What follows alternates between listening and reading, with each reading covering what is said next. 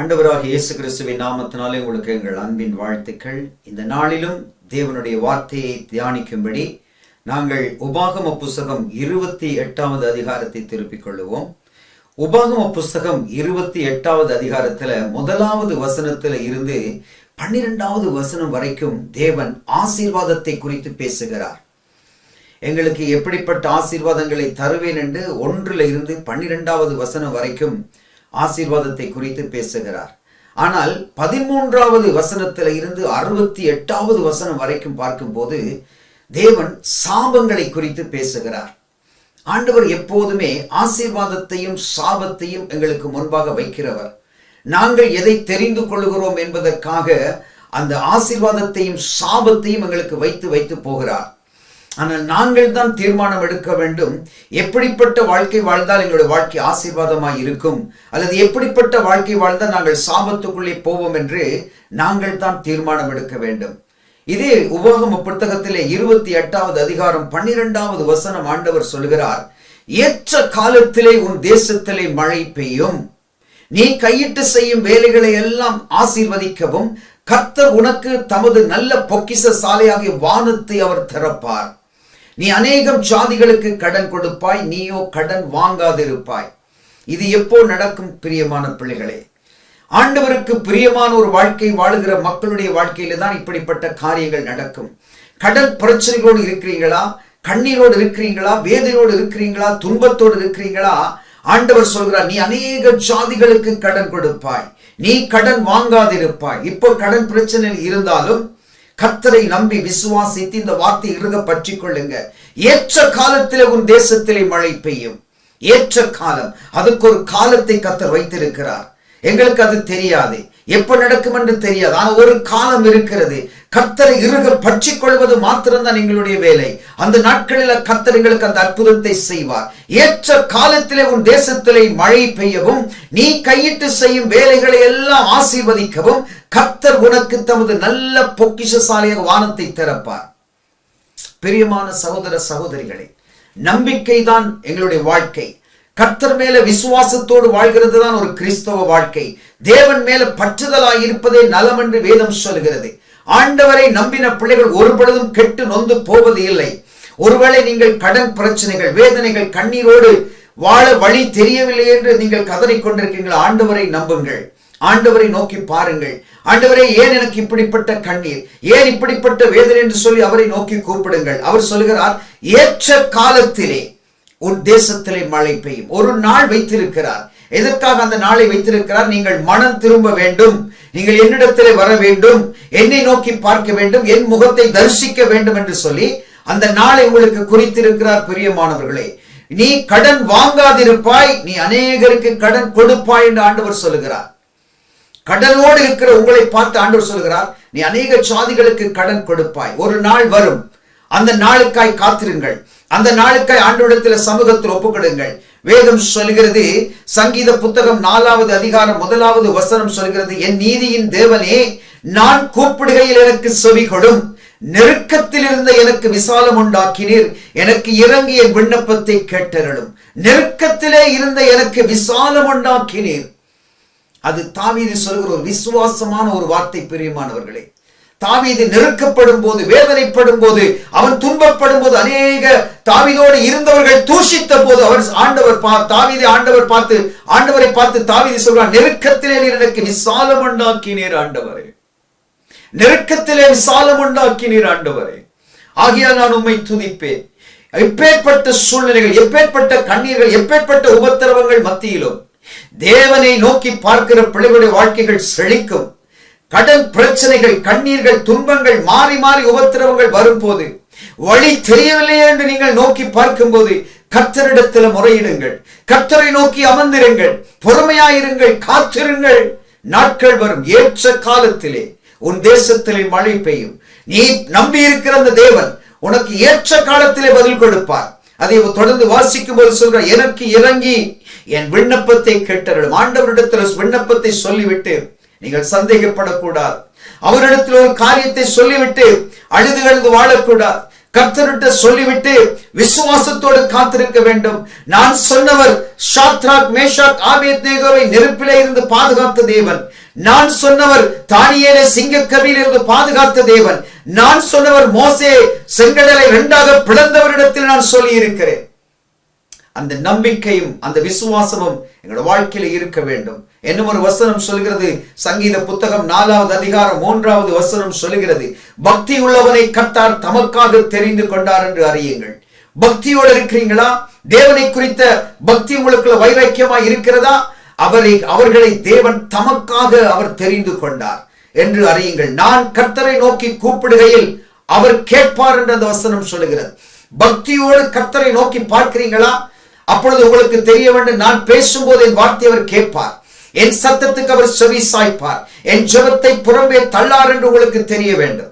நீங்கள் அவரை நோக்கி அமர்ந்திருக்க வேண்டியது இந்த நாட்களில் மிகவும் முக்கியமானது. பிரியமானவர்களே, கண்ணீர் விடாதீங்க. வேதனைகளை ஆண்டவருடைய பாதத்தில் இறக்கி வைங்க. வருத்தப்பட்டு பாரம் சுமத்தவர்களை நீங்கள் எல்லாரும் என்னிடத்திலே வாருங்கள், நான் உங்களுக்கு இளைப்பாறுதல் தருகிறேன் என்று சொன்ன ஆண்டவர் உங்க பக்கத்துல தான் நிற்கிறார். ஆபத்து நாளிலே நீ என்னை நோக்கி கூப்பிடு, நீ அறியாததும் உனக்கு எட்டாததுமான காரியங்களை நான் உனக்கு தெரிவிப்பேன் என்று சொன்ன ஆண்டவர் உங்க பக்கத்துல தான் இருக்கிறார். என்னிடத்தில் வருகிற ஒருவனையும் நான் புறம்பே தள்ளுவதில்லை. தாய் தேற்றுவது போல நான் உன்னை தேற்றுவேன், உன்னை என் உள்ளம் கையிலே வரைந்து வைத்திருக்கிறேன் என்று சொன்ன ஆண்டவர் உங்க பக்கத்துல தான் நிற்கிறார். அவிசுவாசத்தோடு கர்த்தரை தேடி எதையும் நாங்கள் சாதிக்க முடியாது.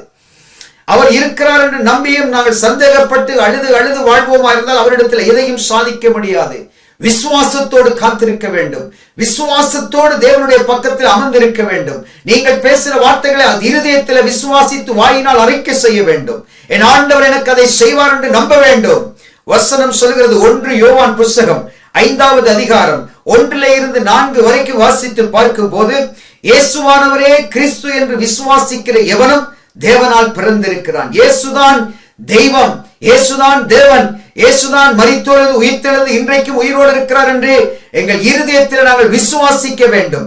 பிறப்பித்தவரிடத்தில் அன்பு கூறுகிற எவனும் அவரால் பிறப்பிக்கப்பட்டவரிடத்திலும் அன்பு கூறுகிறார். நாம் தேவனிடத்தில் அன்பு கூர்ந்து அவருடைய கற்பனைகளை கை கொள்ளும் போது தேவனுடைய பிள்ளைகளிடத்தில் அன்பு கூறுகிறோம் என்று அறிந்து கொள்ளுகிறோம். நாம் தேவனுடைய கற்பனைகளை கை கொள்ளுவதே அவரிடத்தில் அன்பு கூறுவதாம். பிரியமான அன்பு சகோதர சகோதரிகளே, ஆண்டவருடைய வார்த்தையை இடது வலது புறம் சாயாதபடி, நழுவி விடாதபடி, இதுதான் சத்தியம் என்று சொல்லி சத்தியத்திலே நடக்க பழக வேண்டும். எந்த ஒரு இடத்திலும் நாங்கள் ஆண்டவருக்கு பிரியமில்லாத காரியங்களை செய்யக்கூடாது. அவருடைய இருதயத்தை காயப்படுத்தக்கூடிய காரியங்களை நாங்கள் வாழ்க்கையில் செய்யக்கூடாது. சத்தியத்திலே கவனமாய் நடக்க வேண்டும். சத்தியத்தை விட்டு வலது இடதுபுறம் சாயக்கூடாது. சத்தியத்தை விற்கக்கூடாது. சத்தியத்தை வாங்க என்று வேதம் சொல்கிறது. சத்தியத்திலே நிலை நிற்கிற மனிதனுடைய வாழ்க்கை முழுவதிலும் ஆண்டவருடைய கரம் அவனோடு கூட நடத்துகிறது அவன் அறிந்து கொள்ள முடியும். அங்கே சொல்கிறது, நாம் தேவனுடைய கற்பனைகளை கை கொள்வதே அவரிடத்தில் அன்பு கூறுவதாம். அவருடைய கற்பனைகள் பாரமானவைகளும் அல்ல. அவர் எங்களை வருத்தப்பட்டு தன்னுடைய கற்பனைகளை கை கொள்ள சொல்லவே இல்லை. நன்மை தீமை இது என்று சொல்லி இருக்கிறார். அந்த நன்மையையும் தீமையையும் நாங்கள் அறிந்து அதற்கேற்ற படத்திலே நாங்கள் வாழ்வதுதான் அந்த கற்பனைகளை கை கொள்வதா இருக்கிறது. தேவனால் பிறப்பதெல்லாம் உலகத்தை ஜெயிக்கும். நம்முடைய விசுவாசமே உலகத்தை ஜெயிக்கிற ஜெயம். பிரியமானவர்களே, நம்முடைய விசுவாசம் தான் உலகத்தை ஜெயிக்கும். நம்முடைய வாயறிக்கை, எங்களுடைய இருதயத்தில் இருந்து சொல்கிற வார்த்தைகள் உலகத்தை ஜெயிக்கும். சாத்தான் கொண்டு வந்து போடுகின்ற எல்லா கட்டுகளை அவிழ்க்கக்கூடியது நம்முடைய வாயறிக்கை. நம்ம எதை சொல்லுகிறோம், எங்களுடைய வாயினால் எதை பேசுகிறோம், அதுதான் எங்களுடைய வாழ்க்கையில வெற்றியை கொண்டு வரும். பிரியமானவர்களே, பயப்படக்கூடாது. தைரியமாய் வாயறிக்கை செய்ய பழக வேண்டும். நாங்கள் ஒரு காலத்திலும் தேவ பிள்ளைகள் பயப்படக்கூடாது. பயப்படுகிறவர்கள் நரக அக்கினியிலே தள்ளப்படுவார்கள் என்று வேதம் சொல்கிறது. பயப்படக்கூடாது. தைரியமாய் வார்த்தைகளை சொல்ல வேண்டும். 1 யோவான் புத்தகம் 4வது அதிகாரம் 17வது வசனத்திலிருந்து 18 வரைக்கும் வாசிக்கும் போது, நியாய தீர்ப்பு நாளிலே நமக்கு தைரியம் உண்டாகத்தக்கதாக அன்பு நம்மிடத்தில் பூரணப்படுகிறது. ஏனென்றால் அவர் இருக்கிற பிரகாரமாக நாமும் உலகத்திலே இருக்கிறோம். அவர் இருக்கிற பிரகாரமாகத்தான் நாங்களும் இருக்கிறோம். நாங்கள் அவரிடத்தில் அன்பு கூறுகிறோம் என்று சொல்லி அவரை நம்பாதபடிக்கு நாங்கள் எங்கள் வாயில அவிசுவாசமான வார்த்தைகளை பேசுவோமாயிருந்தால் அந்த தைரியம் கொண்டவர்களாக நாங்கள் இருக்க மாட்டோம். ஷாத்ராக் மேஷாக் ஆபேத்நேகோ நெருப்பிலே போடப்பட்ட போது அந்த ராஜாவுக்கு முன்பாக அவர்கள் எதிர்த்து நின்றார்கள். உமக்கு உத்தரவு சொல்ல வேண்டிய அவசியம் எங்களுக்கு இல்லை. நாங்கள் ஆராதிக்கிற தேவன் எங்களை தப்புவிக்க வல்லவராயிருக்கின்ற தைரியமாய் வார்த்தைகளை சொன்னார்கள். பிரியமானவர்களே, அவர்களுடைய வார்த்தையின்படிதான் அவர்கள் நெருப்பிலே போடப்பட்டார்கள். ஆனால் நெருப்பிலே 4வது ஆளாய் கர்த்தர் நின்று அவர்களை காப்பாற்றினார். வேதம் சொல்கிறது, அன்பிலே பயம் இல்லை, பூரண அன்பு பயத்தை புறம்பே தள்ளும். உங்களுக்கு வாழ்க்கையிலே பிரச்சனைகளா, வேதனைகளா, கண்ணீர்களா, பயப்படாதிருங்கள், பயப்படக்கூடாது. நாம் ஆராதிக்கிறவர் உயிரோடு இருக்கிற தெய்வம். மரித்தேன், இதோ சதா காலங்களில் நான் உயிரோடு இருக்கிறேன், என்னை அல்லாமல் உங்களால் ஒன்றும் செய்யக்கூடாது என்று தேவன் நம் மத்தியில தான் இருக்கிறார், உங்க பக்கத்துல தான் இருக்கிறார். வேதம் சொல்லுகிறது, பயத்தை புறம்பே, பூரண அன்பு பயத்தை புறம்பே தள்ளும். பயமானது வேதனை உள்ளது என்று வேதம் சொல்லுகிறது. பயமானது வேதனை உள்ளது. பயப்படுகிறவன் அன்பிலே பூரணப்பட்டவன் அல்ல. தேவனுடைய அன்பிலே நிறைந்திருங்கள் பிரியமானவர்களே. நல்லாக பாடி துதித்து அவரை கனப்படுத்தி ஜெபத்தில் அவரோடு உட்கார்ந்து கொஞ்ச நேரம் அந்நிய பாஷை தெரிந்தால் ஒரு அரை மணி நேரம் அந்நிய பாஷையில ஜெபித்து பாருங்கள். அந்த அன்பு உங்களுக்கு நிரம்பும், அந்த அன்பு உங்களை நடத்தும், அந்த அன்பு உங்களை வழி நடத்தும், அடுத்த கட்டத்துக்கு உங்களை கொண்டு போகும், உங்களுக்கு இருக்கிற பிரச்சனைகளை மாற்றும். நீங்க எப்பேற்பட்ட சூழ்நிலை இருந்தாலும் உங்களோட வாழ்க்கையை தலைகளாய் மாற்றக்கூடியது தேவனுடைய அன்பு. பிரியமானவர்களே, அவருடைய கற்பனைகளை கை கொள்ளுங்க, அவருடைய தேவ வார்த்தைகளை இறுக பிடித்துக் கொள்ளுங்க. ஆண்டவர் ஒரு வார்த்தை சொல்லியிருந்தா அந்த வார்த்தையை அறிக்கை செய்யுங்க. உங்களோட வாழ்க்கையிலே கர்த்தர் பெரிய காரியங்களை செய்வார்.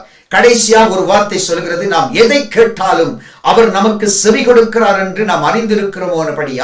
அவரிடத்தில் நாம் கேட்டவைகளை பெற்றுக்கொண்டோம் என்று அறிந்திருக்கின்றோம். வாய் அறிக்கை, நல்ல வாயறிக்கை செய்யணும். நாம் எதை கேட்டாலும் அவர் நமக்கு செவி கொடுக்கிறார் என்று நாம் அறிந்திருந்தோமானால் அவரிடத்தில் நாம் கேட்டவைகளை பெற்றுக்கொண்டோம் என்றும் அறிந்திருக்கிறோம்.